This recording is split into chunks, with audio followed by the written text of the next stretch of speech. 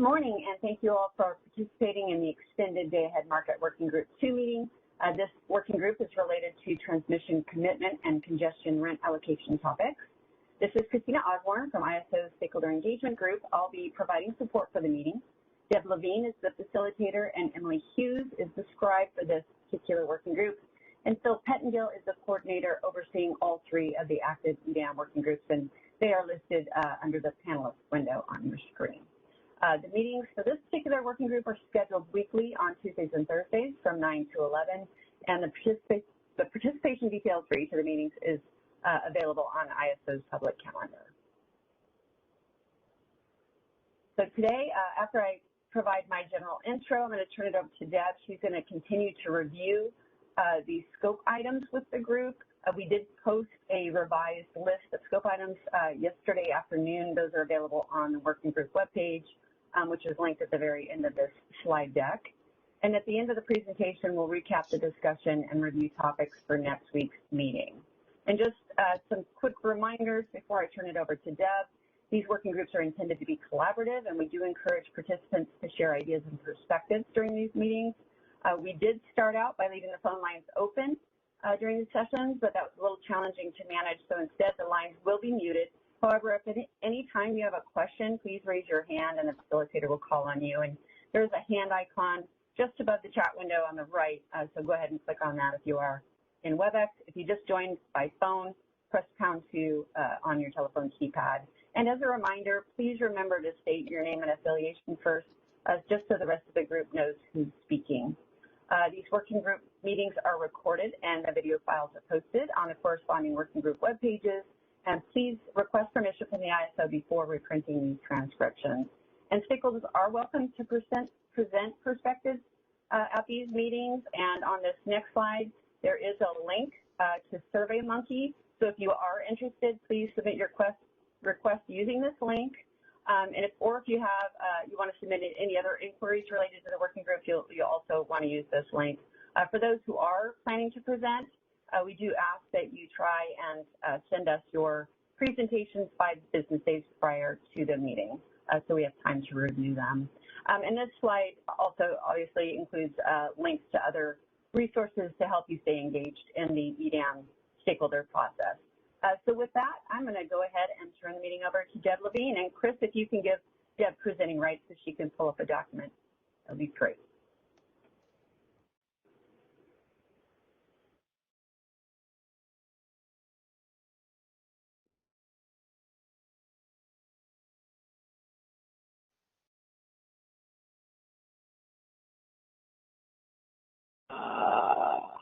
Hold on, bit of a technical difficulty. I've lost. Okay, we can see that. Okay, I can't see the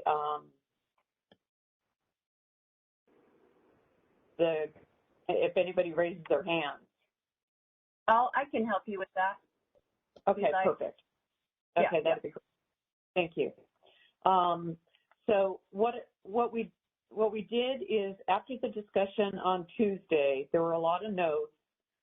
There was a long discussion about everybody wanting to get a better idea of the fundamentals, what is possible and what is not possible, and then go ahead and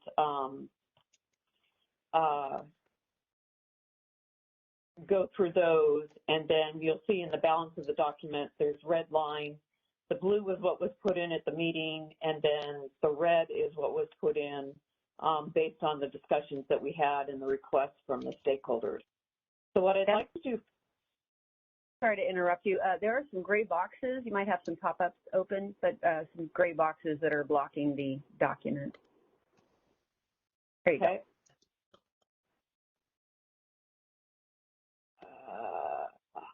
Okay. I should practice.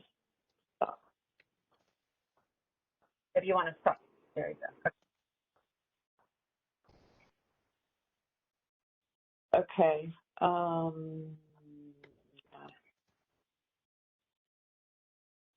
If I can do this. Hold on 2 seconds, everyone. I'm sorry. This is the first time we were trying this And I only have one monitor at home. So Okay. Deb, you can just the Word document, and that should be. Yeah. That's what I just did. So can everybody see the Word document? Yes, and if you want to enlarge it on your end, just a message to the participants, there is a little nav bar to the left of the screen, and so you can size it that way. Okay. So is that a good size for everyone? Yes, looks good. All right, perfect. All right. Okay, so fundamental-wise, what we have is, in essence, only EIM entities can participate in EDAM. Non-EIM entities are not going to be eligible to participate in EDAM. And then EDAM, when we said it was voluntary, it's up to the EIM entity as to whether they want to join EDAM or not once it's started up. But once you're in EDAM, similar to being an EIM entity, there's a period of time that you have to give us notice if you want to leave EDAM, because a lot of things have to be unwound, and it's not a decision to join EDAM one day and not participate the next day. So this is, if you join EDAM, it's in essence set up so that you can go ahead and participate for a period of time, months, years, hopefully.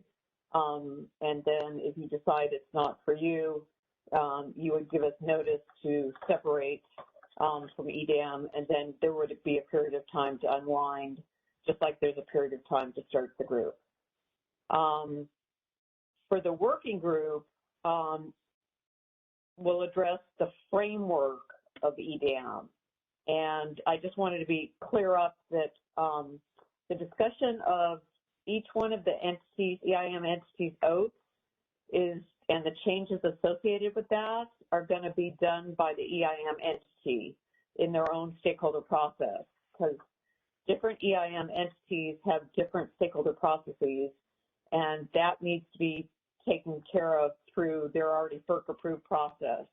So we won't be changing anybody's individual oath as part of the CAISO process. Each of the EIM entities that decides to be an EDAM entity will have their own stakeholder process to revise the oath to implement the market design that we do come up with. Then when discussing transmission that is turned over to EDAM for optimization, the primary focus is on the transmission and transfer capability between the EDAMs. Similar to the way that the ISO works, all existing contracts will be honored. That's not an issue. We've been doing that for 24 years. So everybody who has an existing contract, that existing contract will stay in place.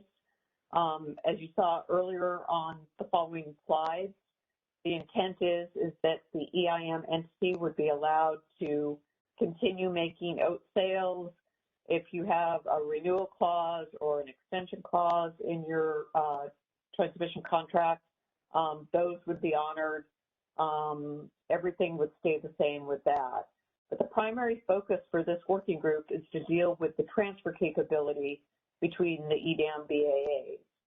And then lastly, the transmission capability internally, I already said that, is made available to the market based on flow, which is what's done in the EIM today. So there'll be no difference as far as the use of transmission within an EDAM BAA versus an EIM BAA. And so with that, I probably have a whole lot of questions. Yeah, we do. Yeah, so starting with Kathleen, and then Dan Williams is also in queue. So Kathleen, go ahead. This is Kathleen Colbert from Vistra. Well, first I want to say, Doug, thanks for laying out these fundamentals. I think it's helpful. It definitely highlights for me some of maybe the elephants in the room that we were talking about the last meeting. So I think this is a great place to start. So thanks so much for that. I wanted to kind of flag a couple thoughts, not to maybe tease out a couple more nuances to this on a couple of the pieces. So, which may also highlight kind of what, I think one of the questions we keep asking is what's our vision for EDAM? And so on the joint, so the voluntary one, like the way that I have been thinking about voluntary, I completely agree with what you're saying here. If you're referring to like when you opt into EDAM, the full network model gets built out to include that area into day ahead. That's not something you can toggle in and out of daily, right? Like I think that's the context of that. Okay. What I was taught, or what I had been thinking about more so in the last meeting, which is maybe a subpart to this, is that in my vision in EDAM, the rules and the design still supports for non-participating resources and kind of consequently non-participating loads, and participating resources and loads. And I do connect the transmission pieces to which, and the OAT rules to what will eventually end up largely being the non-participating resources. I anticipate will be those that are maintained as designated network resources. So it makes sense that we need to be able to support that they're non-participating because they'll still be DNR. And in my vision, the design should still allow for the flexibility for EDAM to complement what others are doing, not necessarily fully replace it. So I think that was my nuance with voluntary. Wasn't so much are you in and out of FNM, but more recognize on any given day an EDAM entity can flag who's participating and non-participating within their fleet. Does that make sense? I think that this is helpful for me to see how what I was talking about last time was a little different, I think. Okay.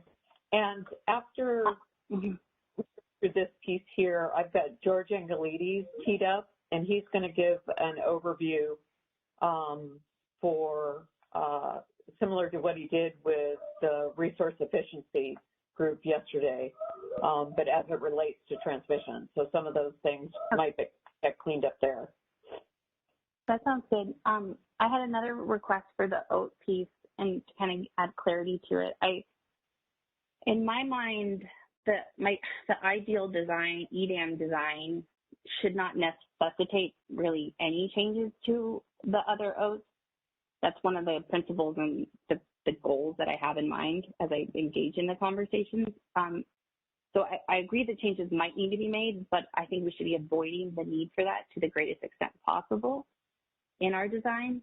I did want to caveat, I'm thinking of the pro forma. So like if there's an area that has some very specific nuances that aren't pro forma, I think that's a level of complexity that we can't design around, but we can design around pro forma and how that works. And so that's just one of the design principles I encourage us all to think about. And then I did want to note on the transmission, I think I understand why you're highlighting the transfer, but I did want to note that we need to focus not only on the transfer capability between participating EDAM BAAs, but also we need to focus on the network transmission inside the BAAs that are going to be released to this EDAM complement or this EDAM option in that daily time frame. I believe that transmission, so once that network transmission is released, it should be treated kind of similarly consistent to secondary network service. But this also gets at my questions around non-participating and how we make sure we account for DNR being released and having the transmission that is used to be associated with that released up into EDAM is also a focus I understood at this workshop. Okay, I'll let George answer those questions when we get to him.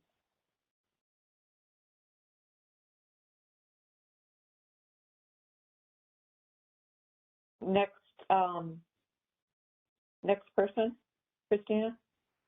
Dan Williams. Go ahead. Hi, Deb. Good morning. Dan Williams from Customized Energy Solutions.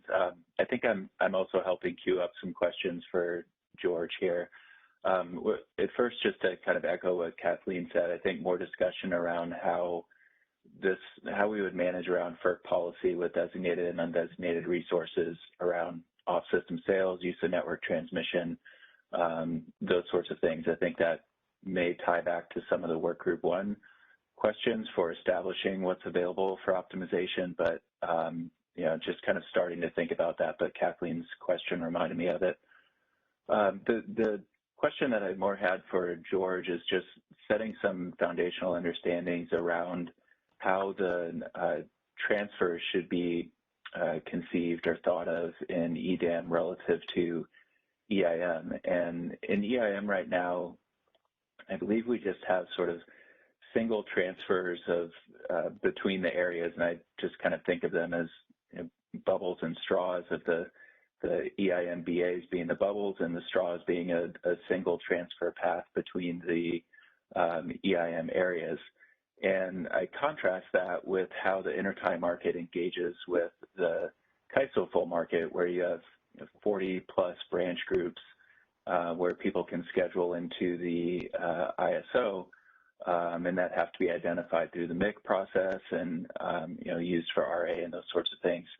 And I'm curious how, you know, if George could sort of explain how we're conceiving of that in the EDAM, if the intent is to continue to have sort of that bubbles and straws idea with single transfers between the areas, or if we're moving to or trying to move closer to a flow-based market and sort of push full resource and demand optimization through the market, do we sort of naturally have to move to something that's more reflective of the reality of the interties and the touch points between all of the BAs and, I guess, TSPs that would be involved in the EDAM? So that's, hopefully that question makes sense. Yep. Okay. Next up. We have Steve Greenlee. Thank you. Oh, looks like Steve jumped out of queue. Steve, I don't know if you have a question. Maybe it was answered. Looks like that's all we have. Okay, great. So maybe we can turn to George. I see that he's all teed up in the video. So George, take it away. Straighten us out.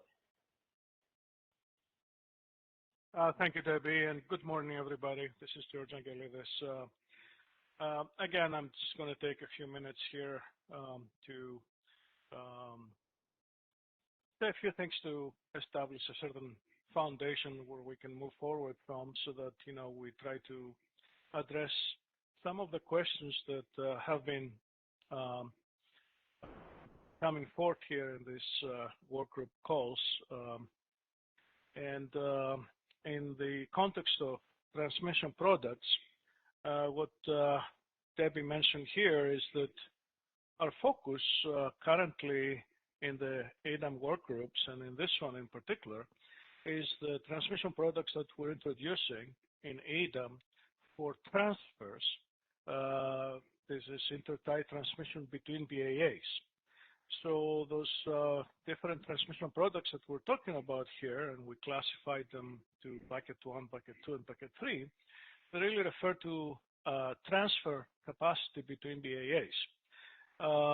There is, of course, internal transmission to a BAA, and that we don't have any plans to have something different now. What is in EIM, essentially internal transmission that is seen in the network model, with its limits that are driven by either thermal limitations or reliability limitations. They're basically available at no cost in the market. The market does not see the cost of internal transmission.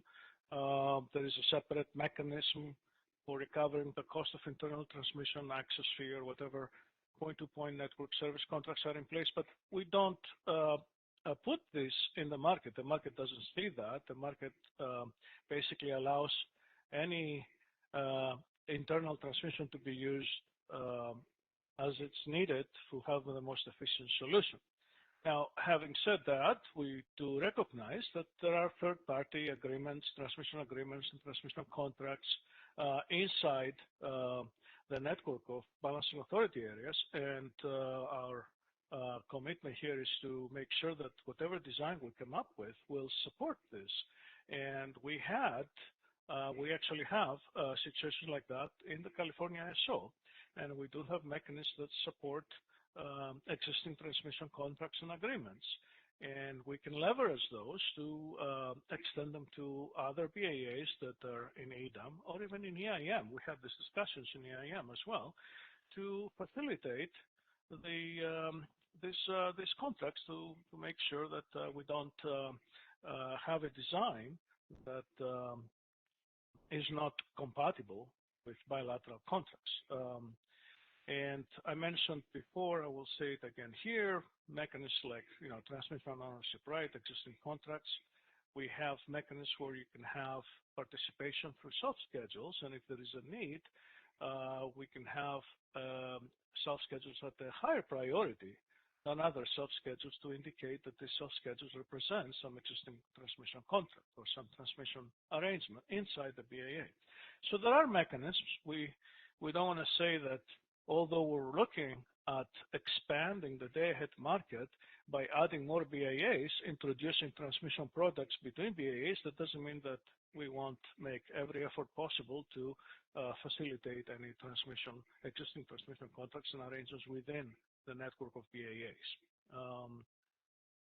So with that in mind, Dan had a very good question here on how this will play out, and in particularly with comparison to EIM. So in EIM, we actually do have multiple transfer flavors.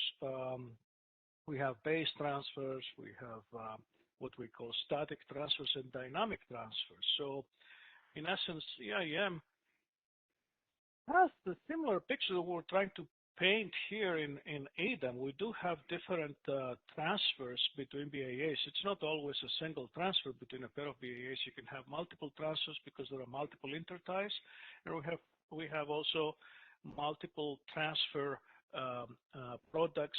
We have the base transfer that we don't optimize. We have the static transfer that we optimize in the 15-minute market, and the dynamic transfer that we optimize throughout both real-time markets.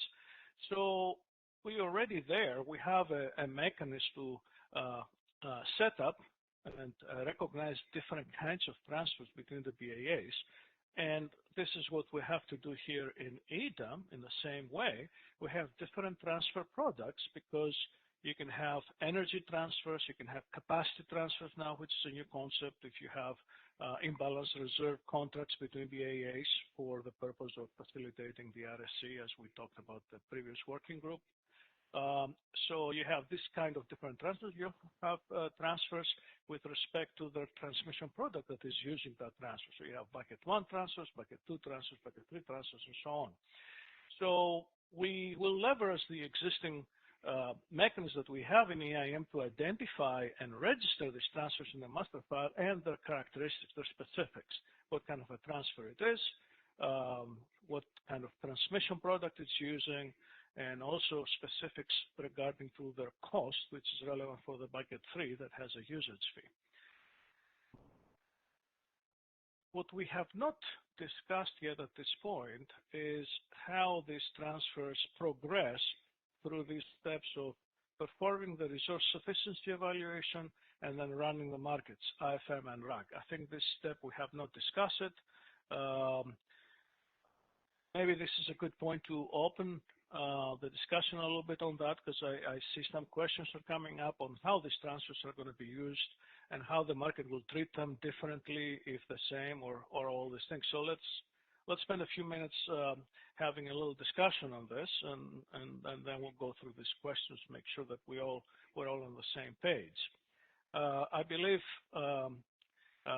Debbie, you may have some slides and discussion on the differences between these 3 transmission products, so I don't want to get into that. Or maybe you want to go through that first, and then I jump in and describe how this is going to be used in the RSC and the market. How would you like to do that?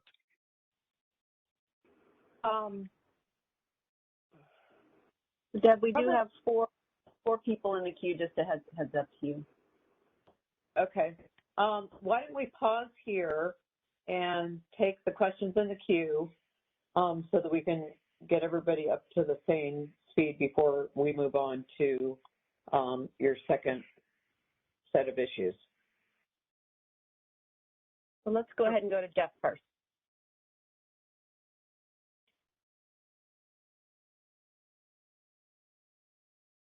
Jeff, you may be double muted. Can you hear me now? Yes. Yes. Thank you. Okay, sorry about that. Thanks for letting me know. Hi, this is Jeff Spires with PowerX.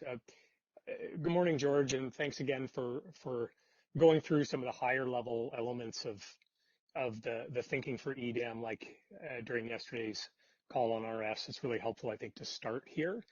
I just wanted to raise a reaction to a couple of the points on this kind of fundamentals list that are interrelated. The first one being that, the only area we're really, or I guess the primary area that we're focused on is transfer capability. And then the second element of that being that internal transmission within a BA would be made available to EDAM in the same way that it occurs in the EIM. I think that those two statements are really significant assumptions to be making, and they seem to differ from the three buckets that we've been discussing so far. And the reason I say that is if we think about the three buckets, we've got bucket one being transmission associated with your resource sufficiency showing and how you're bringing your resources to meet your load. Bucket two being transmission rights that are donated by a customer or by a rights holder voluntarily into the market above and beyond that resource sufficiency requirement. And then bucket three being unsold transmission, unsold inventory from the transmission service provider that may be able to make incremental transmission available for EDAM because it hasn't already been sold. And, when I think about what these statements are saying, it almost seems as though it's referring to a fourth category or a fourth bucket of all of the internal transmission above resource sufficiency, above what's donated, would be made available. And I think that that's really something we need to be talking about in a lot of detail, because there will be, heading into EDAM on a day-ahead basis, there will be firm OAT rights, including across constraints within a BA, internal transmission rights, for example, that may not have been scheduled on yet.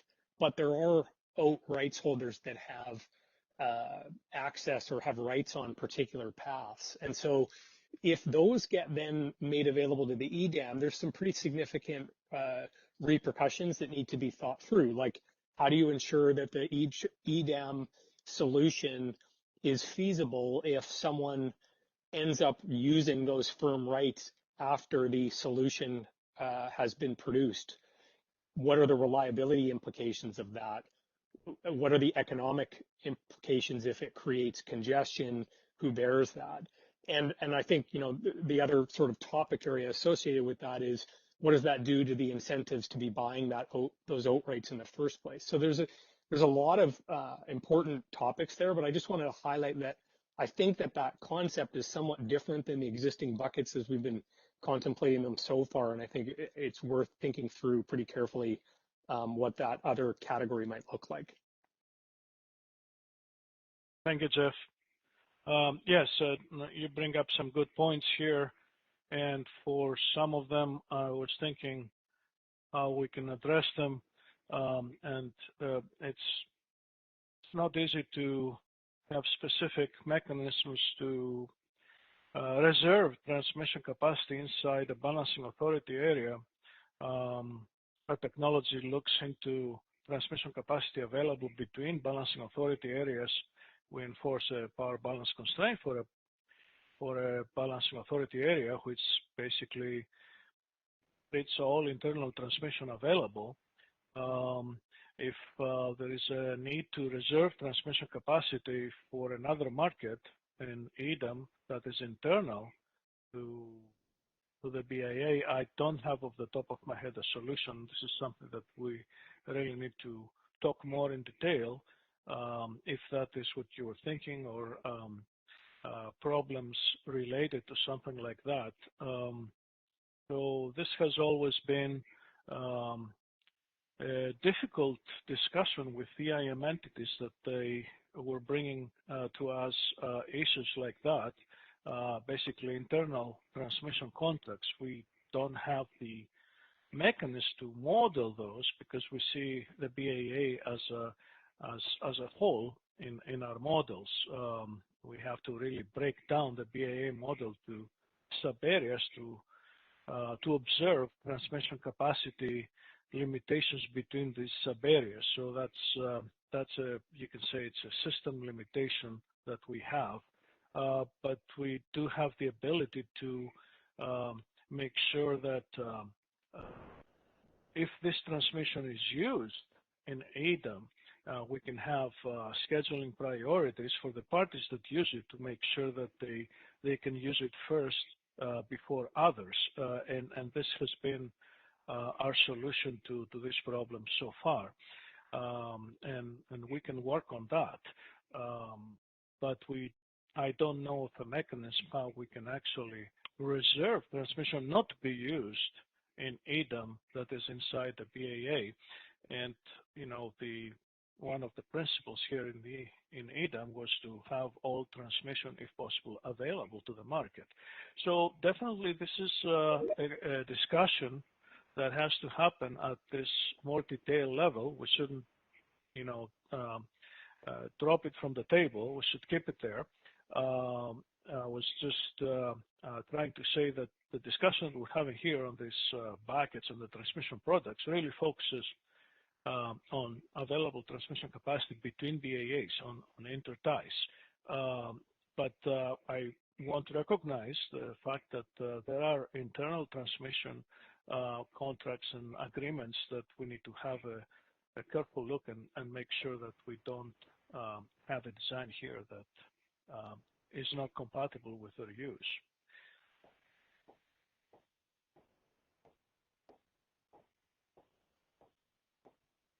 Thanks, George. I appreciate that. I think, you know, I recognize there are complexities here, but my main point, I think, was just to emphasize the importance of getting into that discussion before, you know, sooner than later, because it is a significant design assumption, and it is one that I think is different from the EIM insofar as the EIM and the transmission that is made available to it occurs for the most part close to the end of the scheduling time frame when OAT rights will have been utilized. There is some overlap between the EIM deadlines and the real-time scheduling deadlines, but it's limited to you know, 20 minutes or so compared to, in this context, looking at a day-ahead solution where the probability that someone has rights that they haven't scheduled on but may do so at a later point in time is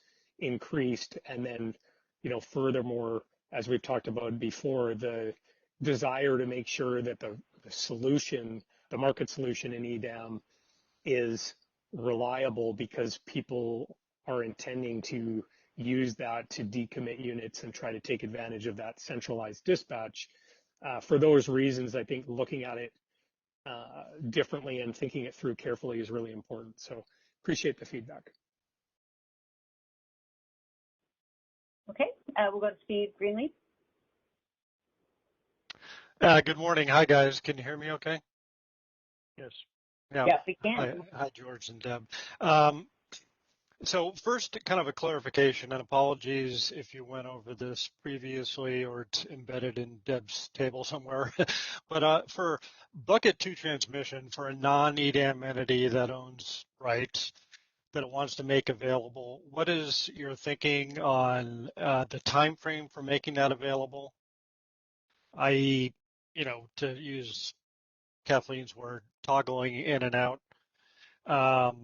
You know, if you're making those rights available, how long do you make those rights available for? So that's one question. And then kind of picking up, George, on some of the complexities you were talking about, and this, I think, relates to some of the issues Tong raised the other day on kind of flow-based versus contract path and Dan's pipes and straws. Are you, and maybe the fact that the whole structure of EDAM and the need to preserve the ability for BAAs to kind of manage internal transmission obviates this, but I was wondering if you were at all contemplating moving to, and I can't remember the name of the initiative, it was several years ago, on kind of reforming the full network model. And if you remember, there was a point where the ISO was considering transitioning from like 26 tie points down to two scheduling hubs, just to get a better and more accurate picture of flows, and which becomes, I think, more and more important in the context of a day-ahead market structure where you kind of really do need to model in the day-ahead flows consistent with what you expect in real time. And obviously that has carryover impacts on and kind of the value of CRRs and congestion rents and how those are allocated. So anyway, those really just kind of that clarification on bucket 2 in and out, and then kind of your thinking on from a modeling perspective and accuracy versus the need to preserve those, both I guess existing rights and internal transmission capability. Thank you, Steve. Your first question on the release of bucket 2 transmission, did you say something about non-EDAM BAAs? I may have misheard. Well, what I'm thinking of is, for example, we own rights on knob, right? And to the extent we want to turn those over or make them available for use, how does that work? What's the time frame for doing that? And once you do it, how long are you committed? I don't know if that. I hope that makes sense. But yeah, I think I understand your question, and it goes to also Dan's question earlier. How is this transmission released and maintained and managed? And the way you do it in EIM is we register these transfers in the master file ahead of time. So there are these constructs that say we have transmission availability between these two BAAs. I'm bringing an example here. And there is a transfer between them, which is set up, on this intertie from this point to this point.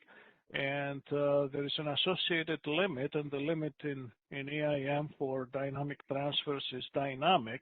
The EIM entity can actually set that limit in real time, and we observe it in the solution of the real-time market. So extrapolating this to the EDAM here for these for all these transmission products we're thinking, which are associated with transfers, the mechanism would be to register these transfers in the master file and on also with their type. So you have a bucket 1 transfer, bucket 2, bucket 3, and you have associated scheduling limits. I'll get back to this to the scheduling limit concept. You have scheduling limits for these transfers, which need to be known before we run the resource efficiency evaluation in the market, so definitely before 10 a.m. Because up until that time, the EDAM entity or the transmission provider, the transmission customer, they can release this transmission to EDAM by basically specifying what the scheduling limit is. But the underlying construct is already defined in the master file. So we have statically defined it, and basically how much transmission is released on that construct is expressed by submitting your scheduling limit. That dictates how much of the transmission capacity is available on this particular product, on this particular transfer. So this would be the mechanism, and we have said that specifically for bucket 1 transfers, because we will use this in the resource efficiency evaluation. If we have an advisory resource efficiency evaluation before 10 a.m., which is subject for discussion in working group 1 to go over these details, then we need to know the bucket 1 transfer scheduling limits before we do that. So bring in an example here. If we're going to run advisory RSC at 9, we need to have by 9 the bucket 1 scheduling limit so that advisory RSC is using the right numbers. And then, we run a final one at 10. But these are details that we'll go discuss in the working group 1. But I just want to describe a little bit the framework of how this transmission is going to be registered and released, all right? So, because I think that was your question. Yeah, and can I interject there real quickly? I just want to make sure I understand that. So hypothetically, we own 100, or an entity owns, let's just say 100 megawatt right on COP, right? On a given day, so the ISO, well, okay, those 100, on a given day, let's say they anticipate needing 50 of that. They want to support, for example, an import RA schedule or something into California. So would they say, hey, we're going to use 50, but 50 is available?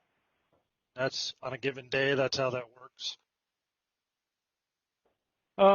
Maybe we can make this example a little bit more specific. Let's say that, and I'm just going to use examples here. Let's say BPA is an EDAM. It's an EDAM BAA, since you mentioned COI. And let's say there is an array contract from BPA for the ISO. And we want to use this in the resource sufficiency evaluation. So there is a bucket 1 transfer defined between BPA and the ISO. Okay.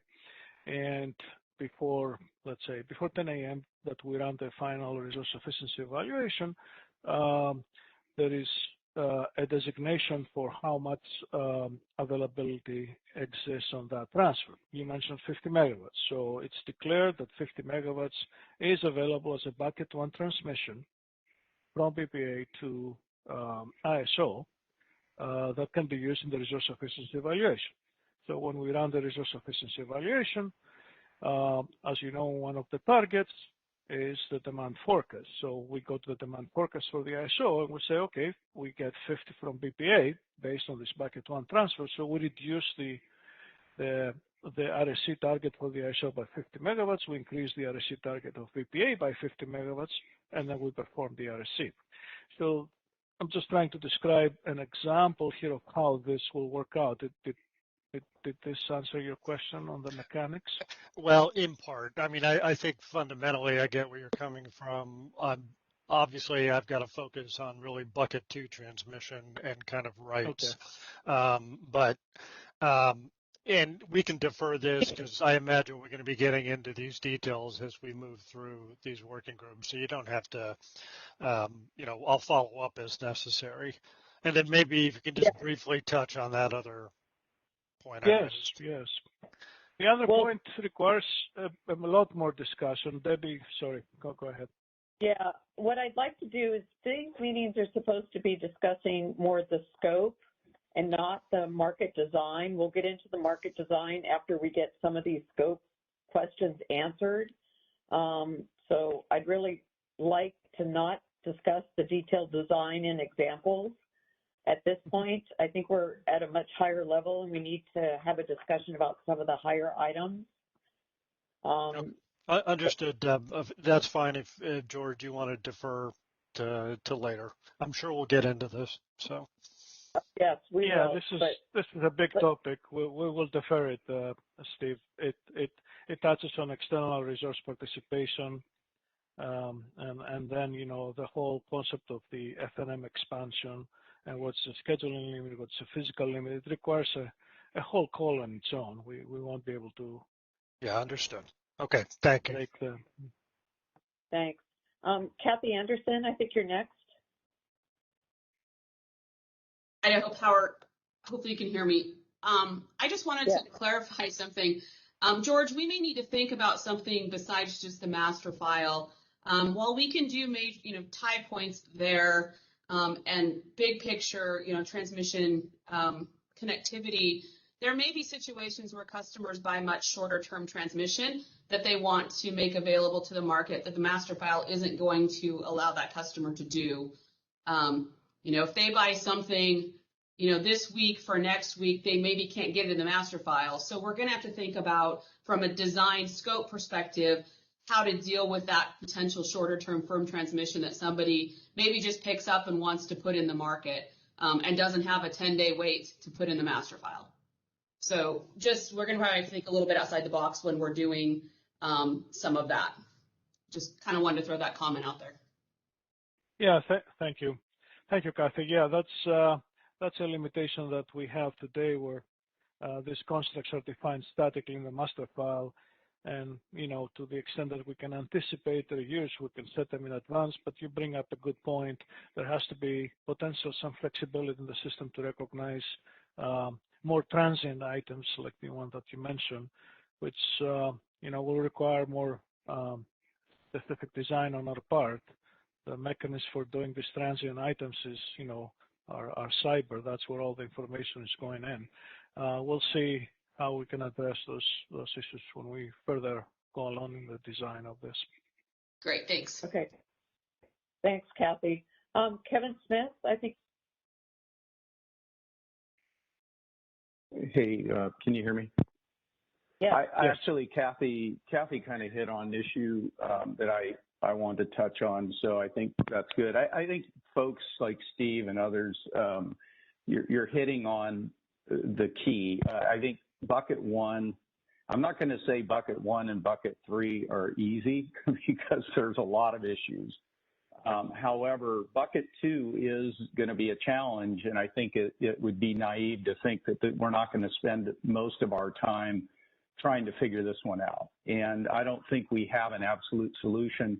The one thing I want to caution, though, is I saw, and maybe it was Debbie down below in the actual details of bucket two, I wanted to make sure that, I wanted to just make sure that it's kind of an assumption that we need to be careful that we are assuming that bucket two, and this kind of goes to Jeff's point, there needs to be an out process that we'll have to address, and it may or may not be possible. This is really something we haven't been able to tackle entirely, but the idea of releasing transmission under bucket two to the market and allowing for potentially to be redispatched around it, because there are issues that come up related to infeasibilities. I think, George, you've already noted that, but I think there's an openness to have that. We have to have the discussion.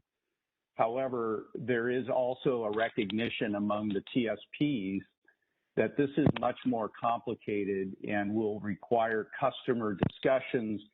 And going again back to Jeff's earlier point, I think his concern being, and Jeff, you can jump in and correct me, but there are outright holders that need that flexibility, and we have to ensure that if we get into a situation at T-20 where they have rights to be able to schedule on that, if there are infeasibilities that get created or additional uplifts that, we didn't anticipate, we have to be able to address that. So somehow we have to be able to model or recognize those rights within the BAA. And then I think part of the issue is going to be, is CRR or congestion rent going to be sufficient? Do we need to have other mechanisms to incentivize folks to participate? Because the lifeblood of the EDAM is really going to be change. And so we really do need to see robust participation for this to be successful.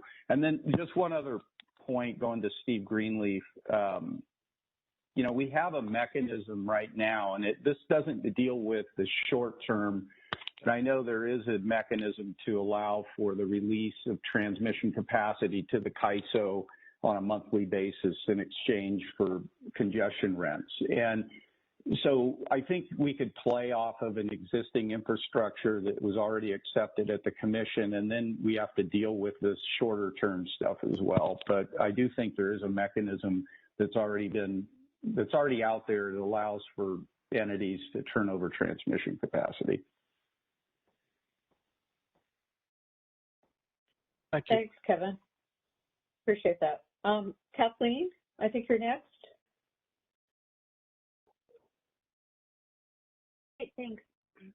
I think I want to elevate this up a little higher, if that's all right. Really great dialogue.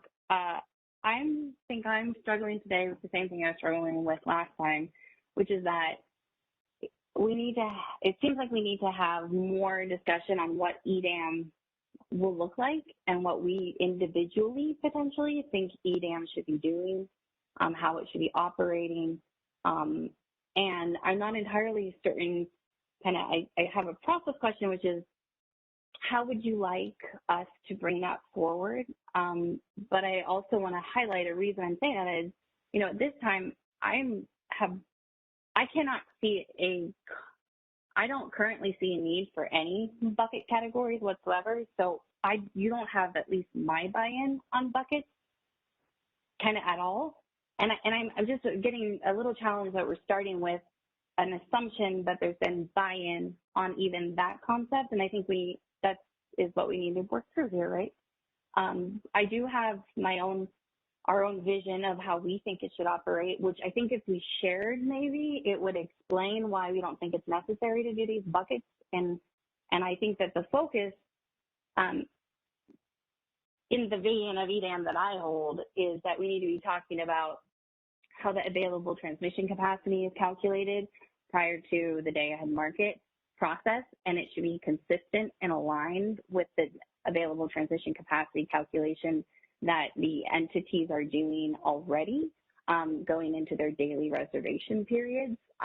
My vision also in the ATC accounts for the set-asides, right, for what is already been committed for transmission. It also ATC should account for these these firm commitments that have already been made so that there isn't an infeasibility issue. So I do worry that there may be a design of EDAM and an approach on this topic here that might be simpler, that's not on the table. And so I wanted to ask how you would like us to go about showing how you want multiple market participants.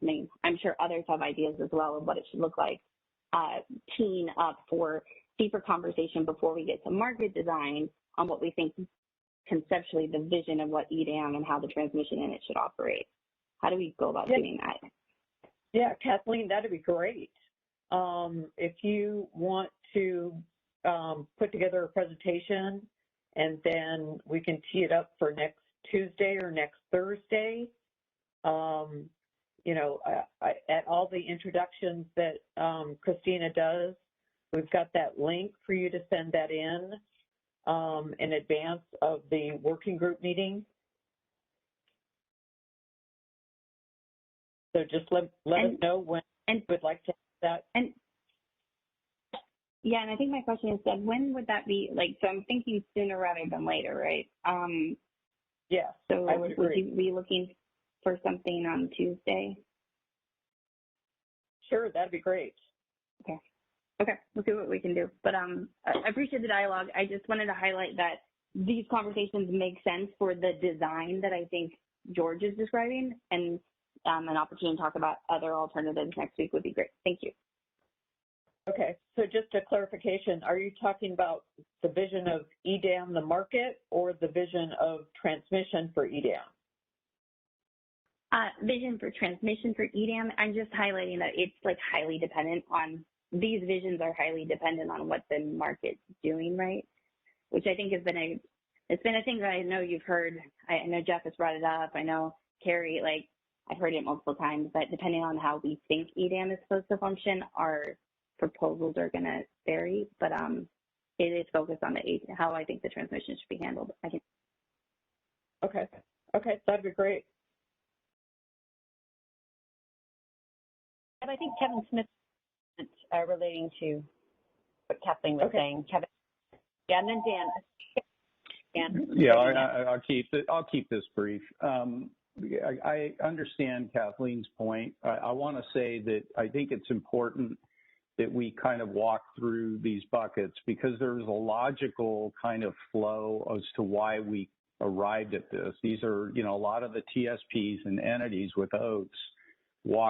This is how it came out. And I think there's just a logic to it that becomes more apparent as we walk through it. Now, that doesn't mean that we've come up with all the answers or the ideas that, because certainly that's what this whole process is. But I do think that without having kind of walked through it in any level of detail, each of these, and kind of observing why this makes sense, at least from certain entities' perspective, you know, I don't want to jump outside of that box before we've at least given it an opportunity to present itself.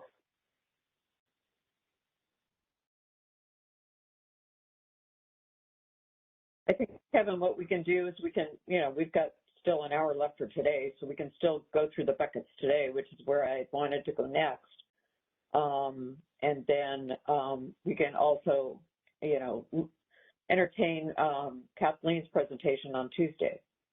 Yeah, I think I have no issue with that. I'm just saying I do think that there is a certain flow and logic to it, but you know, again, you know, we don't have a corner on all the intellectual property of this thing, and not pretending to, but I do think it does make sense, and that's kind of how we ended up with the bucket approach. Okay. Okay.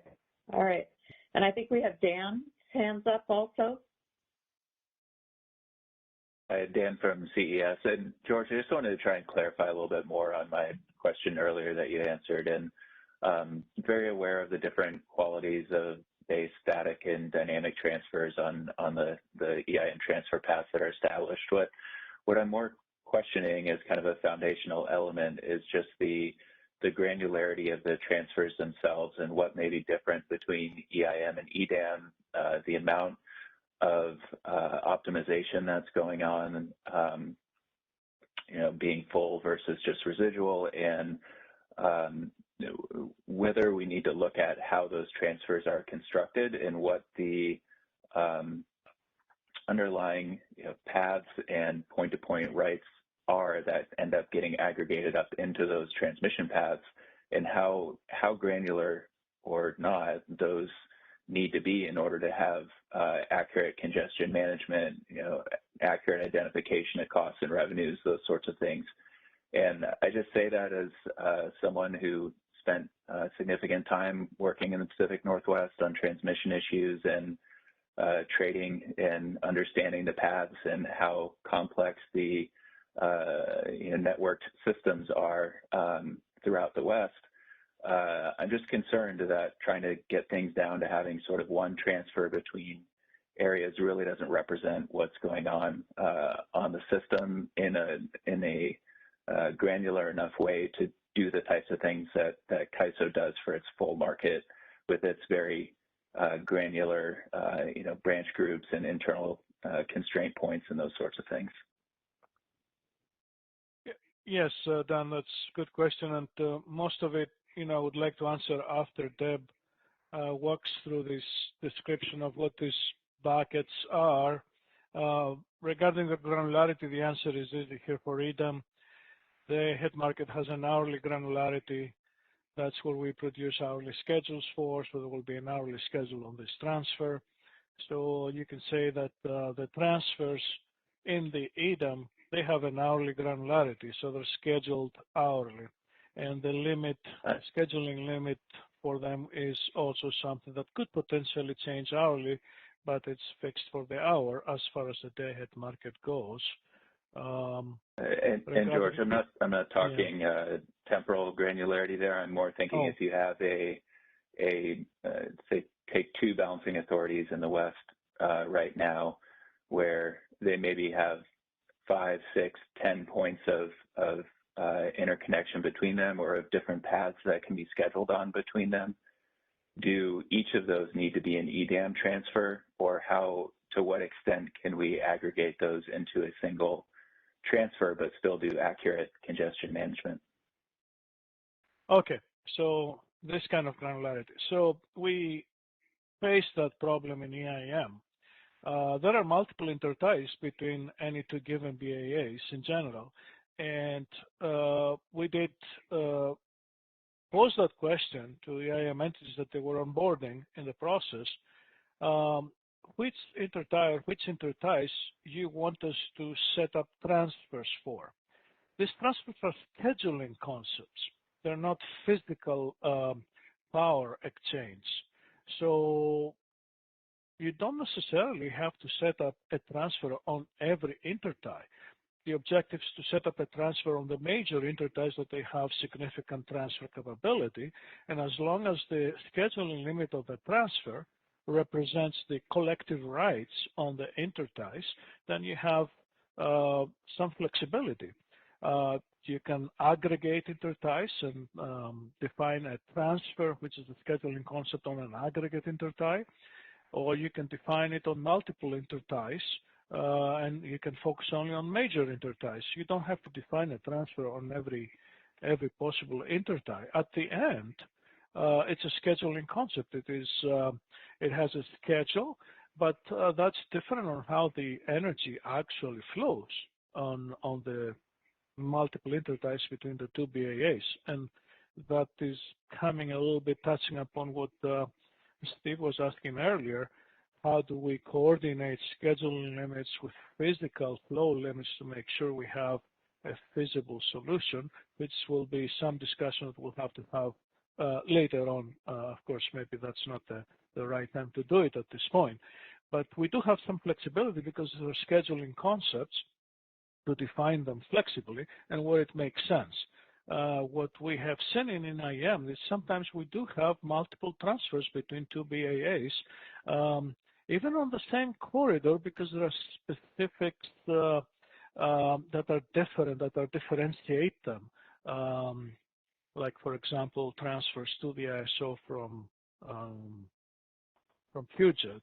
There are multiple transfers, but because they have different tags, different scheduling elements, we can differentiate them. So there is flexibility because these are scheduling concepts. We can define them flexibly in a way that it makes sense. I hope that answers your question. Yeah, that heads in the direction. I just think it's something to have on the map and to kind of be aware of as we're moving to talk about the buckets.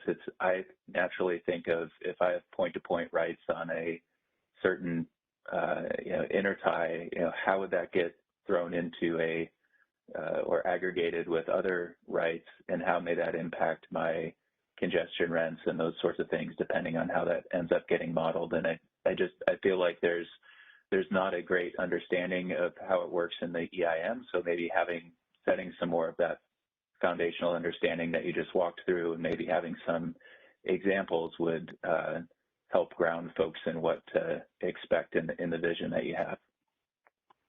Absolutely. Yeah, these are all design elements that we will walk through very carefully and in detail with examples. That's true. Okay, let's go ahead and move on. I really want to get through a discussion of the buckets, and I've asked Kathy Anderson and Dave Rubin to help out to get a better idea of the OAT impact of the buckets. So bucket one is transmission, and this question was asked earlier, why do we have can/must be included in the types of transmission available in each bucket?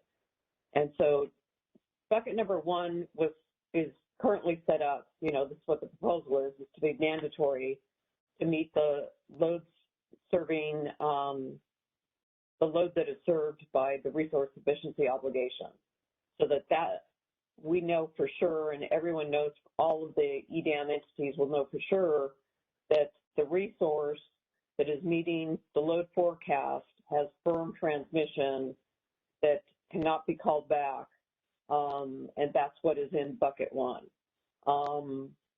There was another question as to why bucket one included transmission that is firm or typically firm, and that was trying to support the WSPP Schedule C deliveries, because what we found over the years, and that contract has actually almost been in place for 40 years, 35 at the moment.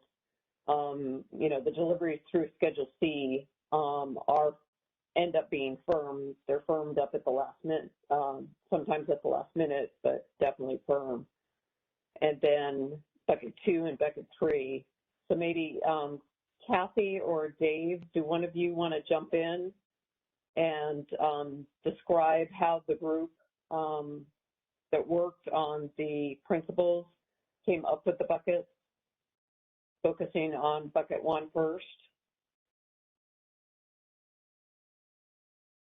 Kathy, your line should be unmuted as well as Dave. Yeah, I was going to kind of defer to Dave first and see what he was thinking. Thanks, Kathy. Wow. Where to start? Maybe I want to back up just a little bit, and I apologize, I've sort of been in and out of the discussion here. But because when I think about the EDAM design that we've been talking about for a few years, and again, we're taking a fresh look through this whole process, but I don't view it as participation and non-participation. To me, it's really how you participate once the BA decides, you know, and gets the approval to be a part of EDAM. You know, are you participating through bids and letting the market optimize to serve your load, or are you participating more through self-schedules so that you're sort of self-managing it? But all of the resources and all of the load in the BA are part of EDAM. There's not carved out. And so, and how that would work, for example, under the DNRs is just like we do in EIM. If you look at the NV Energy tariff, it says, you know, I can't make off-system sales from my DNRs except for the EIM. We would put the same sort of, you know, broad language in if we go and do an EDAM. We'll get it changed at FERC, and so DNRs would be able to sell to other participants through the EDAM optimization process. So when we're trying to look at transmission, and, you know, I freely admit we've used the words bucket from times and we use other terms for times, but what we're really trying to do is look at what types of transmission products that we have out there. And, you know, for NV, we've got network transmission, we have point-to-point wheeling out, we've got point-to-point wheeling through, and then we have some ATC in the south, and we don't have currently ATC as an import in our north. So what we really wanted to do is what gets us to 100%?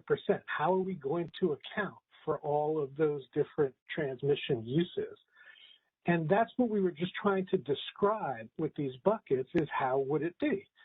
So on the, you know, if our BA is in, our network transmission is in. That's, you know, just part of it. And I'll, you know, we can defer to some of the specifics of how that would work, especially as George, I think, very correctly identified. The real focus here is on the interties. But then, for example, we might have a geothermal unit in Nevada that's selling to Edison. Okay, well then that firm point-to-point would pretty much be in bucket 1 as a scheduled, you know, use to meet Edison's load. And then on the ATC, that was sort of bucket 3. This is firm ATC that hasn't been used yet. And again, just the general concept of FERC is, as a transmission provider, we don't, you know, make money by turning people down, so we should be able to sell it. And especially if we're offering it at our regular FERC OAT rate, that's great. It's more transmission revenue. It's a transmission credit. It lowers our customers' bills for the transmission revenue requirement they have to pay. So why wouldn't we want to make all of that available to the market? So then we get into the bucket 2 that folks have been describing, and that's, you know, where there is absolutely complexity to it. But again, the choice that our transmission customers today have on point-to-point is they can use it or not. And if not, it's available to other customers that, you know, non-firm. And the person who reserved it doesn't get paid for the non-firm use if they don't reserve it. So again, looking at that sort of long-standing FERC practice, can we give the same customer the same types of choices here? So an entity that has a firm point-to-point can schedule it. The added thing here is we want to be able to have them make it available to the market. And what that meant in our mind was it's a way that they would be using the transmission that they have reserved. So on a day-to-day basis, and I don't know if it's a daily type granularity or an hourly granularity, but as George indicated, you know, if the ISO market runs at 10 o'clock today, sometime in that 8 to 9 range, you know, the customer would let the transmission provider know that they're willing to make their previously reserved transmission available to the market. And the key thing is once that decision was made, you couldn't recall it from the market and use it yourself. That's, you know, a decision that you've made for that next day, either on a full day or hourly basis, as again, the group would discuss. The question then gets into how to handle things such as intraday type changes. So if the customer has a 100 megawatt schedule, they don't want to give it to the market, they want to use it, but they schedule 70, they have the right today under the OAT to go all the way down to T-minus 20 to use any of that additional 30 megawatts. If there's a way where we can handle that through redispatch, then it would be great to make that additional 30 available to the market and not have to hold it out. The way that would be made available in redispatch is, can we get enough congestion revenue to pay that customer back so that in effect they're only paying the same amount under the OAT as they do today? And you know, that's sort of the philosophy behind that. And if we can't get that either for infeasibility or price, then we have to carve out the bucket 2 amount that has been previously sold to that customer and hold it out. And you know, markets do that. It causes, you know, sometimes phantom congestion if the customer doesn't pick up the 30. So it's not ideal, but if that's we have to do to get the market started and up and running, that may be a more simplistic approach, is just to carve the stuff out and have it available to the customer to use as they do today. So the whole thought here is, how do we preserve the rights that our customers have under the OAT? But that having been said, there are also going to have to be changes, and this is why there has to be changes to the OAT. We have to, because we're looking at this as a BA basis, and so customers are going to have to submit some schedules at whatever time it is on the day before. There's going to be financial consequences for changing those schedules, just like when we did EIM, there were financial consequences from changes after T-minus 57. It's a give and take as to overall benefits of doing the market. It's going to put some different changes on customers. There's no pure carve out here as contemplated under the structure that's been talked about for the last few years. And that's sort of how we've been trying to build it up with the different buckets here, as how are we going to be putting in our existing sort of transmission products and reservations to make them compatible with the more sort of flow-based regime that the ISO and RTOs use to provide the most optimal solution that we can, which would then convey to the most benefits to customers that we can. So with that long-winded thing, I would hope Kathy's had enough time to think of her answer. Dave, just one clarification. DNR, I assume, is not do not resuscitate? No, it's our designated network. In other words, one of the questions that I thought I had heard earlier today is, how do DNRs work in EDAM? And the answer is, they work just like they do today, but more. So that it's removing the limitations that exist on firm sales from a DNR, if that DNR is being used as a bidding resource in the market, that they can sell not just to that customer, but to all customers. So you're not going to be undesignating and then redesignating. So DNR is designated network resource. Correct. It's the best equivalent, I guess, on the California side would be a resource adequacy resource. Gotcha. Thank you. Okay, with that, Kathy, anything you want to chime in before we go to hands? No, I think you can go to hands. Dave did a great job. All right, perfect. Thanks. Kathleen, I think your hand's raised. Oh, no, thank you. And I love the do not resuscitate, Debbie. Thank you so much for that. That made my day. Because it's how I feel sometimes.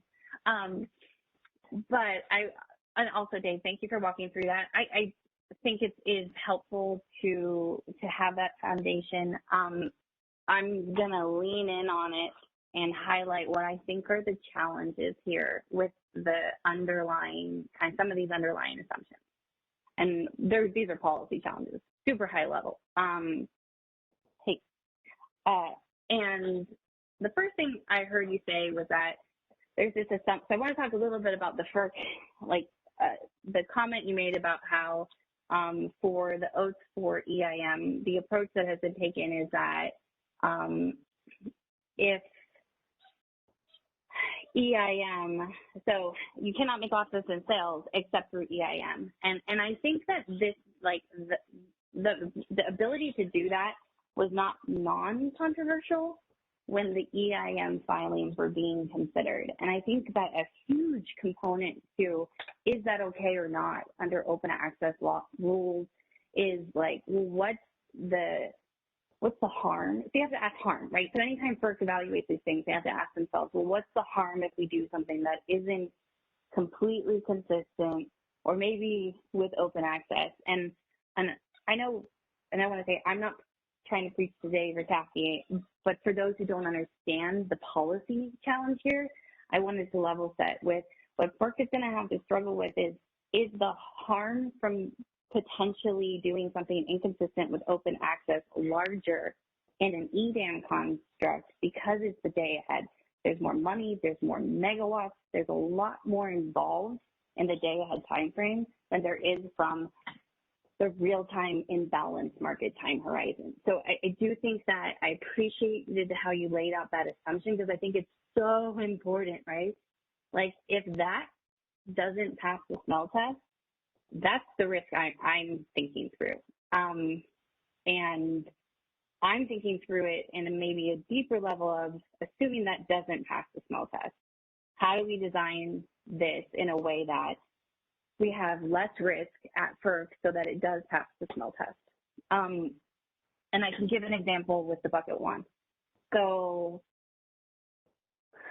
what I want to highlight here is I think that FERC I think everyone should be struggling, but FERC should struggle with re-optimizing or redispatching of designated network resources under EDAM. And so in my mind, I would say I don't have that far off of a vision of what you said, that when I said participating versus non-participating, I was similarly thinking participating resources are the ones that bid in and are redispatched. Non-participating ones are the ones that would have to submit either a base point, self-schedule, whatever you call it. It's effectively a base point. Here's what we're going to operate at relative to the load that is not participating, that is backing again. And that does not get re-optimized. And I think that part of the reason that has to happen is to respect the fact that there are designated network resources that can't be re-optimized. They've been designated for that purpose unless you undesignate them. I'm not ready to just say, let's assume FERC says it's okay. And so I'm just trying to think through the challenges of that and what is an alternative that respects that rule. And I think that a way to, though, alleviate concerns, well, how do I know who to undesignate under this kind of a market, is to think about using the D+2 runs as a potential indicator of what the optimal dispatch might be so treat all of the resources as participating for the D+2 run, see what the optimal dispatch looks like, and then that will give you a sense of whether or not there's value to your consumers of undesignating some of those resources. going into the day-ahead run. Going into the day-ahead run, you'd have to make that judgment call. Some would be DNR, they would be non-participating. You would have been able to release some of your designated network resources and make that transmission available through EDAM once it's released. And in my mind, it flows pretty seamlessly through the ATC calc once you undesignate them. But just wanted to share the policy challenge with you that I'm thinking through.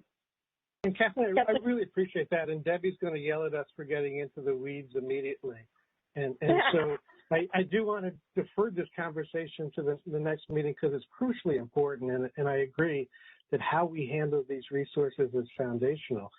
I also do want to agree with you that even, within, let's say, the NV Energy fleet, we have DNRs who I would envision would be bidding sort of the participating label that we have.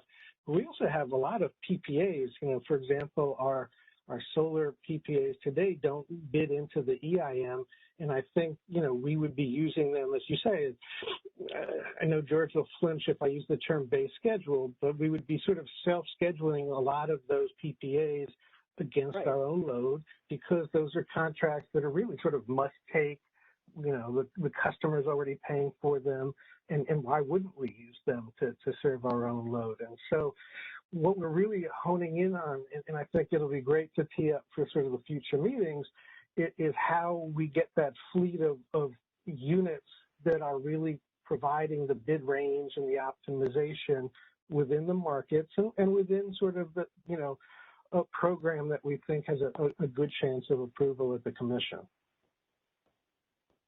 Yeah, so that's exactly where I was going to go, Kathleen, trying to understand the tension that you see, because to the extent that a resource wants to avoid being optimized, they can just self-schedule, just like they do in the day-ahead market today. Yeah, no, that's a good follow-up question, and it's one that if you're not, very in the weeds on the OAT stuff, it's hard to see, so thank you for asking. The tension that I see is that there's a formal process for designated network resources. It's something that happens well in advance of a daily market, and there is a process by which these entities need time, and I'm hoping a day is enough time to undesignate those resources so they can be that transmission can be released for EDAM purposes.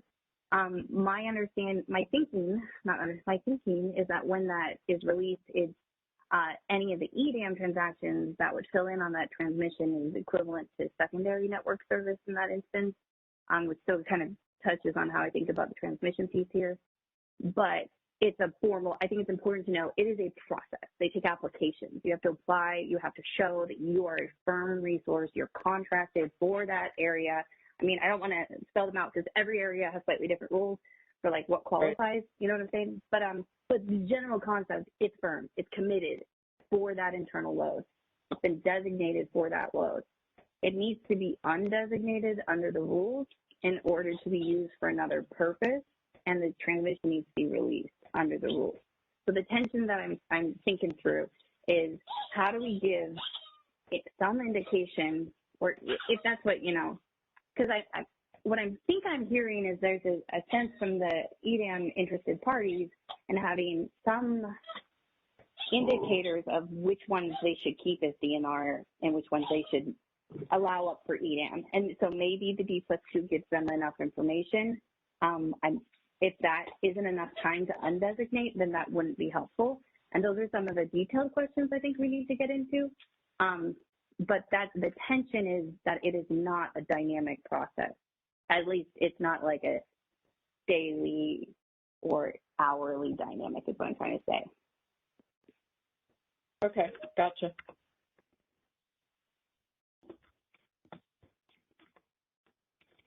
Okay, and then I think we've got, hold on 2 seconds. Yep, Connie? Doug Boccignoni. Sorry. Yeah. Doug. This is Connie. Did you call on me? Sure. Oh, I had a question. We'll go ahead. I'm sorry. Go ahead, Connie. It's just a fundamental lack of understanding on my part. And again, I'm Connie Wiestep with the Nevada Commission. I don't see how, Dave, that even under the construct of you have a tariff change that allows for the sale of network resources without the undesignation, creates any ATC at the interface, which is what I think you're trying to create in order to create this market.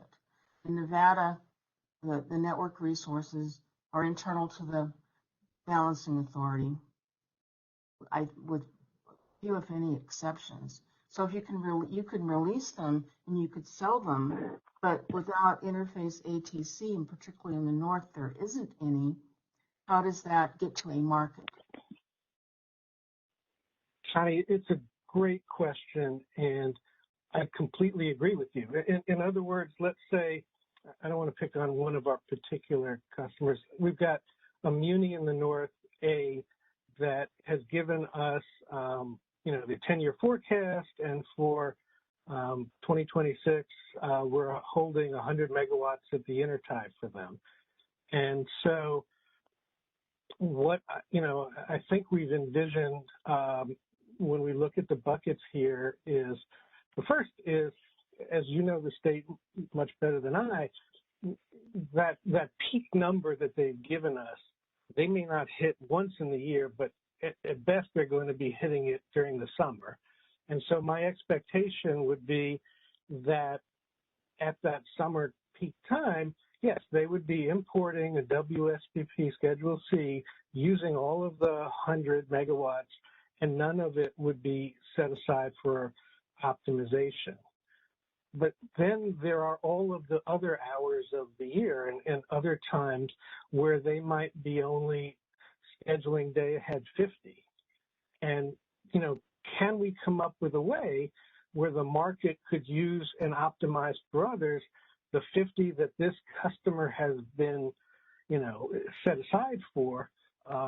And if intraday they go from 50 to 60, can we still accommodate that and pay them the congestion costs that accrue? So again, they're held harmless, but the market can use that unscheduled amount of the intertie that is there a lot of the time. That's what we're trying to do. But I think you and I are in the same place, which is the stuff that's been sort of set aside for the customer, they have first call on. So yeah, and I think I understand. You're just saying that we plan for the peak days, so on any given day, other than really hot in Vegas, there's ATC at the interties. Right, and again, even that customer could use its set aside and rather than use its own self-schedule, at some point be buying bid range and optimize it so it's part of the market. But if not, if they're using it to self-schedule, that's their right. They have first call on it. But it's just the whole, sort of focus of EDAM is how can we get more efficiencies for our customers and the region by using that transmission that's otherwise set aside. And again, going back to the conversation with Kathleen, we are pushing an envelope here from what standard OAT practice has been. The standard OAT practice would be that's available non-firm. And so what we're trying to do is sort of firm it up with the EDAM market so, it can be counted on in that EDAM solution that people have. And that really gets into, and I think one of the real challenges in this stakeholder process, both the RS and the transmission, is can we all get ourselves to the point where we're confident that redispatch can handle the schedule changes, or how much other, transmission would we have to sort of set aside? Going back to the example of our Nevada customer, yes, they may be in the October scheduling 50 of their 100, but do we set aside 60 just to give them some wiggle room? But we're really confident they wouldn't go over that, so we can give the market 40. It's much more confidence on the part of the transmission provider if the ISO can handle that through redispatch, because then we don't have to make those kind of judgments. But that's the sort of the detail that I think we all need to work out here. So you are comfortable as the regulator, the customers are comfortable, and then we're comfortable as the transmission provider. Okay, if I understood it correctly, the bulk of this creation of interface capacity is going to come from WSPP agreements, because that's the resources being imported. The rest of the network resources are internal to the balancing authority. Agreed. Thank you. Okay, Doug Boccignoni, your hand's raised. Thank you. This is Doug Boccignoni for the Bay Area Municipal Transmission Group. David Rubin talked about the bucket 2 rights being scheduled, and I'm wondering if the way they're scheduled, will they be required to be self-scheduled, so they are sort of guaranteed to be scheduled in the market, or will they be allowed to bid? And you know, the analogy in the CAISO markets with existing contracts and transmission ownership rights, they're required to be self-scheduled. Just curious if you envision in the EDAM that same requirement would apply. And if they aren't required to be self-scheduled, if they can bid, what happens if the bid doesn't clear? And, you know, I think it's sort of similar to this, what you talked about, the amounts they don't release. Are you going to allow, you know, the uncleared portion to be used for EDAM transfers?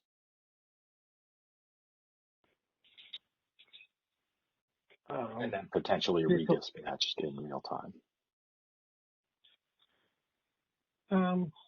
There's a lot there.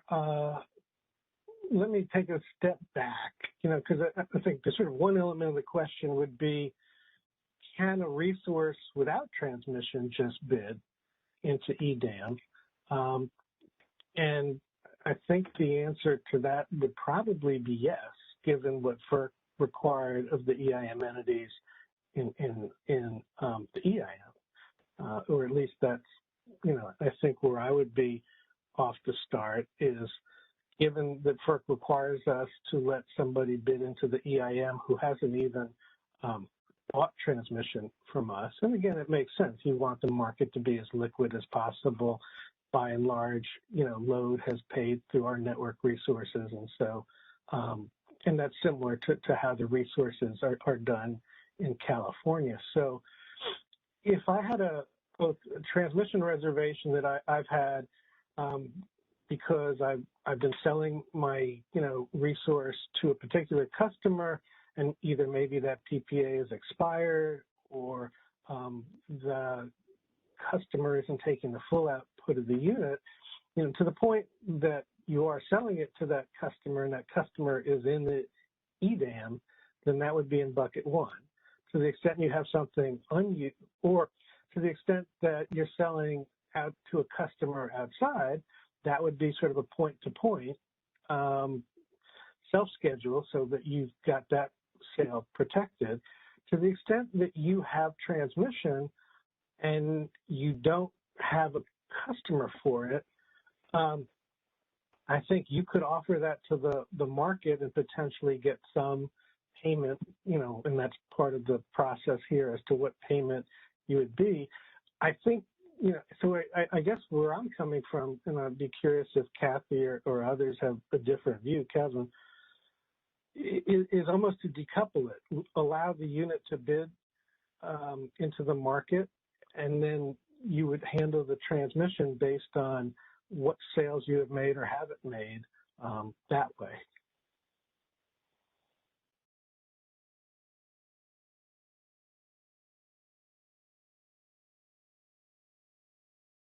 So can I ask a follow-up to that?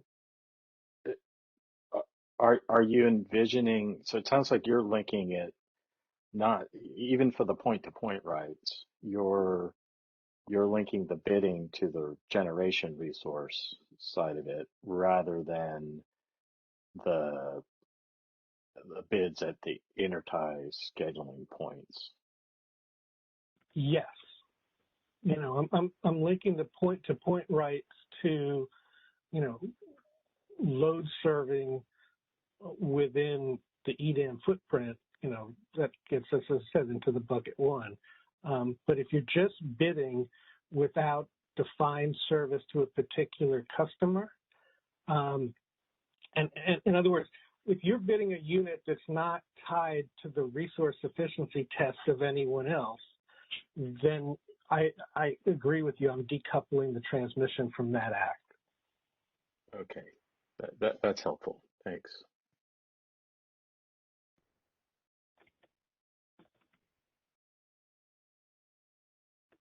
Callie's next in queue, Deb. And then we have Kathleen and actually just Callie and Kathleen. Okay. Callie, why don't you go ahead? Hi, this is Callie Wells with WPTF. I just have more of a clarifying question for myself. There's a lot of other people on this call that are well more versed in the whole OAT framework than I am. But I'm trying to connect part of the discussion that took place earlier on when George was level setting, and you mentioned that really the focus of these three buckets is on the transfer capability between the BAAs.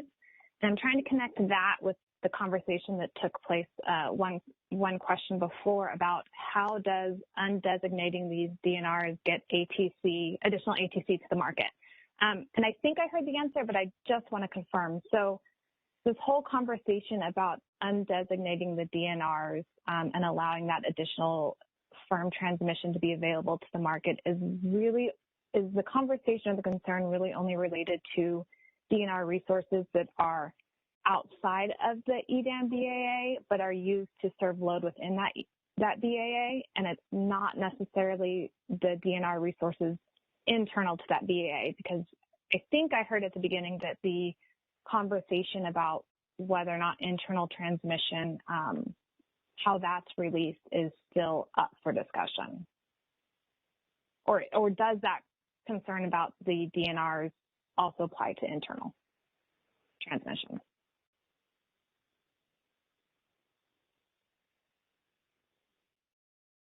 Dave, or George? I think this is for David. You and Kathy are teaming up.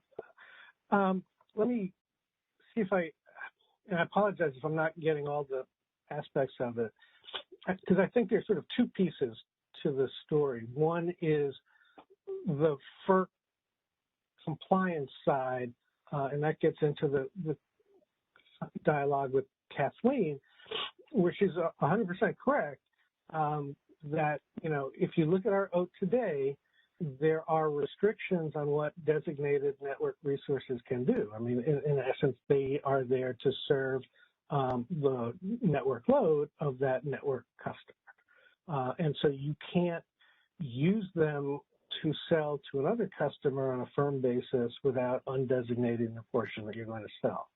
And so, whether we work within that construct or we ask FERC to expand it so that those units, without having to do that formal designation, undesignation process, can participate in the market, that's sort of a FERC compliance side of it. And then the dialogue with Connie, where she was correctly focusing on sort of, for example, Nevada's limitations on import capacity, how could a market optimize if there's zero ATC?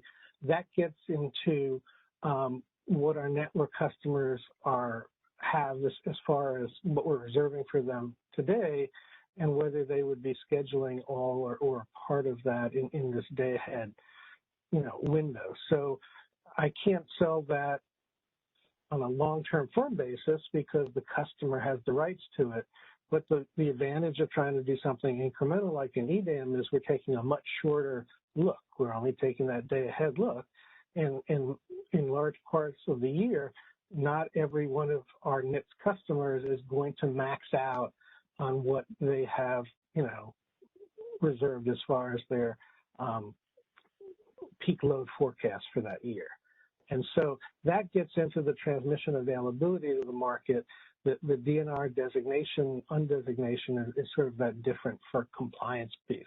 I hope that helps, but if I didn't, sort of try it again and we'll answer it again. No, that's helpful. And those are the kind of the two pieces or two parts of the discussion I'm trying to piece together. So if there's DNR resources within an EDAM BAA that has that firm transmission, and maybe with this advisory run, you decide that you want to undesignate it, and that releases that transmission, but the transmission's internal, where does that fit into these buckets? Or how does that fit into the buckets? Yeah, and this gets into, and I'll put it back on George real quickly here, but the way EIM works today is it's fundamentally flow-based based on all the transmission that's been put into, our system is in the ISO's network model. And so they're dispatching based on that model that they have. And so the real focus here of the EDAM is how do we handle those transfers between the BAs, whether a resource has been undesignated or designated or in the market or being self-scheduled, almost doesn't matter. The information about what that unit is doing and its output, that's what George cares about, and he's using that to determine what else can flow through the NV Energy system. Okay, that's helpful. Thank you. Thank you, David. Too, as I mentioned earlier, we do have a model that really observes the BAA as a whole chunk of network, that we don't see the differences inside. This is how we have set up the model to work in EIM, and that does provide challenges when we go, if we want to recognize specific aspects of internal transmission to a BAA. This is going to be a challenge for us on how we're going to work that. So that's why, at least at this level of the discussion, this work group, I want to focus first on the intertie transmission and the transfers and these transmission products that we're considering and discussing here. But that doesn't mean that at some later point, when we go further into the details, we have to also look at these transmission constructs inside the BAA and what we need to perhaps do there to make sure that we have an overall design that accommodates all these different transmission constructs.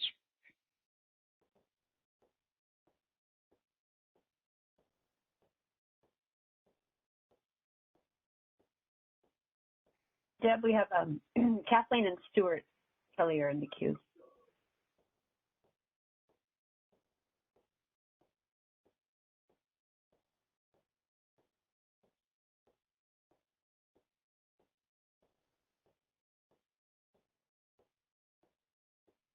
Deb, your line might be, can't hear you. I was going to say, I'm on mute.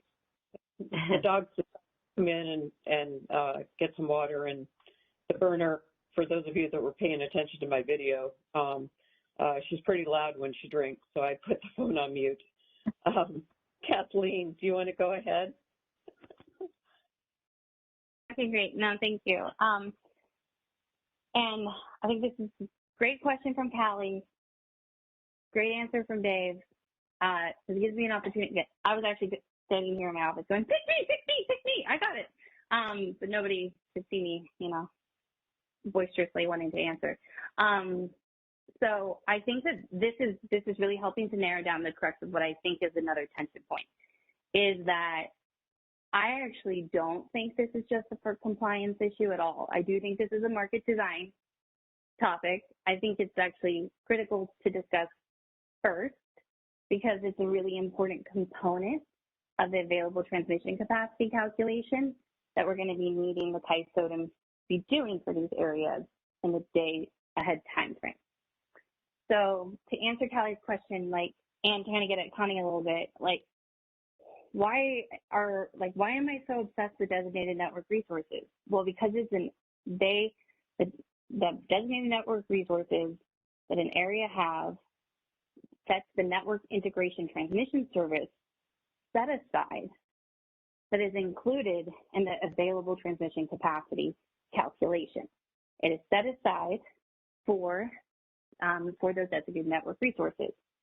While that's largely, I agree, like mostly this is about external resources impacting that tie capability, I do think the amount of resources internal can still impact the ATC calculation because it can, I think it can have some impact on total TTC. But without getting too far into the detail, it is still really important who is considered NIST, because NIST is a set aside in the ATC, and it's going to be one that we're going to be, I think, wanting to include, at least, and what I envision happening is, and whether it's like in Dave's mind, there's something really flexible that we can add between T-2 and day ahead, or if there's something more formal that needs to happen, I think that's for me, those are the boundaries we need to color in, is how do we get from certain, how do we identify some designated network resources to undesignate for EDAM in a way that can be defensible. But once that happens, the NIST component itself will shrink, and then that is how ATC increases to include that released capacity. So I both wanted to kind of give a technical answer for how ATC is actually increasing, but emphasize why focusing on designated network resources and the fact of the components that we need to add to the ATC calculations for the new EDAM areas is really, I hope, in my opinion, the first thing we need to be doing is what's ATC, just make sure we have the right components and get that set up. And then I think a lot of the complexities will then fall to, okay, how do we make sure we mitigate the FERC risks around how we're undesignating and how we're doing that? But it is a technical market design question that I am raising. How do we determine it, make sure that it flows into ATC correctly so that the EDAM itself has the right ATC calculation being used and accounts for the fact that you've undesignated some resources that were networked prior to EDAM. Okay. All right, Kathleen. Stuart, Kelly, I believe your hand's raised. Thanks, Debbie. Yeah, I just wanted to pick up on the point regarding transmission internal to the BA. I wouldn't like to defer that conversation or discuss it at a later date. I think it's probably important to give it equal weighting compared to the bucket discussions we're having. My concern being that there may be some complexity comes out of those discussions. There may be impact to BA systems or automation that needs some consideration. And if there's a lesson we learn from EIM is don't brush over, the impacts to the utilities. So I would just advocate for an equal weighting and discussing that in parallel and at the same time, because I'm concerned a little bit about all the system impacts of all this, because I think we're going to have to go to quite a level of granularity to potentially implement it. Yeah, I've already got on the list for the design questions, how is internal transmission used and impacted by EDAM? So I think what we're actually running out of time for today, but I think, if we can talk about the transfers first and then delve into the internal transmission, I think that's probably, starting from the top down instead of the bottom up, I think is going to be a good discussion. Yeah, I think that would be helpful, Debbie. Thank you. Okay. All right. So we've got about 9 minutes left. Christina, do we have anybody else with a hand raised? Kathleen just popped in. Okay. Kathleen, go ahead. I actually forgot to say something, but since you asked for raised hands, I think that all the discussion around the third parties that hold transmission and how does that get released or not, I just wanted to add some text, a phrase that I think we should be talking about, making sure that I believe generally this is handled in postbacks that are the postback component that's included in ATC. I think maybe the complexity of how it's sold or released back might be able to be kept out of scope, perhaps, if we just focus on the implementation of the postbacks. Maybe not. I'm just throwing it out there that it's worth considering. Is it ensuring that the postback is included in the ATC, which is also a positive adjustment, so that the transmission is accessible through EDAM? Is that what we need to focus on, or is it also providing a mechanism to release that? And I just like that because I think that the providing a mechanism to release it is kind of in scope of the transmission market and services priorities workshop, because we're like talking through how would you set up these products, how would you trade them, how might you release them. So I just wanted to flag that tiny thing that might be overlapping. Okay. Milos, did you have anything to add? Yeah, thanks. This is Milos for the California Eyes. Maybe, Kathleen, just to ask a question of you and just to clarify, I think a statement you made a bit earlier. When you were talking about ATC, were you suggesting that in a broader EDAM footprint, now the ISO is calculating the ATC across the footprint, or because I thought maybe that's what you implied, because I think the idea is that each EDAM BAA nevertheless retains the ability to continue to calculate their ATC and how they make transmission available, particularly under that third bucket. It's in their discretion, but just wanted to clarify whether you're envisioning that under an EDAM footprint, the ISO now would be calculating the broader ATC, or if that remains the ability of each EDAM BA.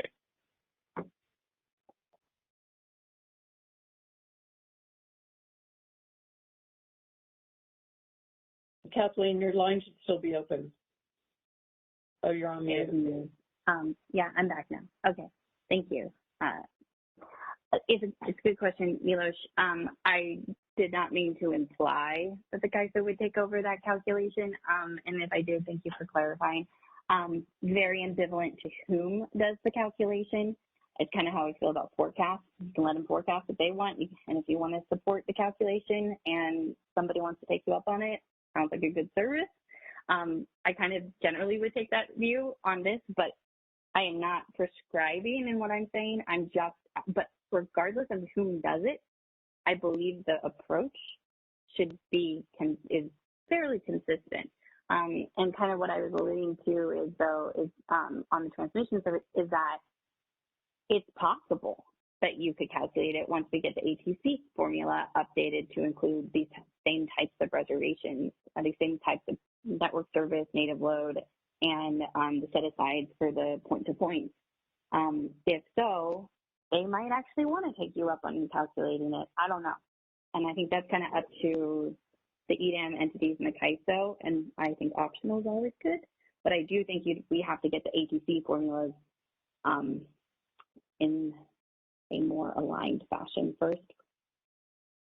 Yeah, and this is Neil. Just to clarify, I wasn't offering it up on behalf of the ISO that we take on that. I just wanted to clarify.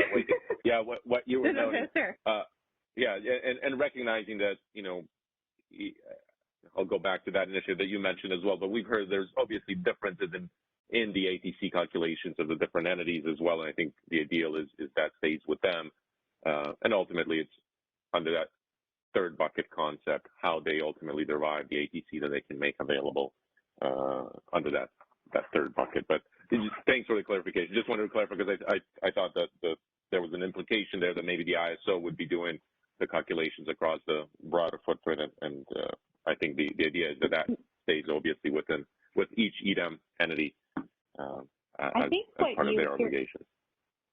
Yeah, and I think what may be confusing, and this will be my teaser for Tuesday, what you hear me talking around is I don't think we need anything but a robust ATC provided for EDAM purposes. I think that the type of transmission we're talking about in buckets 1 and buckets 2 get included appropriately in the ATC. And so as long as we're ensuring that the processes are set up and that there's, guidance around this, when we find the tension points of maybe they're going to do something slightly different than what they do in OAT, but let's get comfortable with it because they're going to still do some kind of undesignation process. Like, those are the hard questions, but the actual input flows into ATC. The NIT will shrink once it's undesignated. The postbacks go in once the transmission gets sold back. That's what I think you hear me talking around, so maybe that's what led to the confusion. Okay. Yeah, no problem. Thank you. Okay. Let's go ahead. We've got Jeff Spires, and we've got running out of time. So, Jeff? Hi, it's Jeff again from PowerX. Can you hear me? Yep, we can. Great. Thanks, Deb, and I appreciate you giving me a chance here with limited time. Yeah, I just wanted to support what Stuart said before. I think talking about how transmission internally is made available is fundamental, and we have to make that a priority. You know, I appreciate all the discussion we've had. It's been really interesting to listen to, but just in terms of Kathleen's comments, I really do think of this a little bit differently, which is that this question around how transmission is made available generally, including within a BA, is not just a technical solution from my point of view. I think this is a policy decision that could have significant impacts on the direction that we end up going, because, you know, I think we all recognize we want to maximize availability for EDAM, and that's I think the overall objective, but it has to also recognize some of the other competing priorities and principles. One, that EDAM is voluntary. Two, that other markets are going to continue to exist. And most importantly, in this context, the OAT framework is continuing to exist. And I tend to start thinking about some of the more complicated examples like BPA. You think of BPA, you have a transmission system that's heavily utilized. It's subscribed with numerous third parties that have invested in OAT rights.